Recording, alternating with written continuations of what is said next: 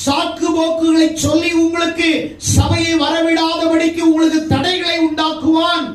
குடும்பத்தின் நிமித்தமாக, உறவுகள் நிமித்தமாக, பிள்ளைகள் நிமித்தமாக நீங்கள் ஆலயத்துக்கு வரக்கூடாதபடிக்கான சந்தர்ப்பங்களை உருவாக்குவான். ஏனென்றால் அவனுடைய ஒரே நோக்கம், நீ வசனத்தை கேட்டு சத்தியத்தை கேட்டு நீ வளரும் போது சத்தியத்தை அறிவீர்கள், சத்தியம் உன்னை விடுதலையாக்கும்.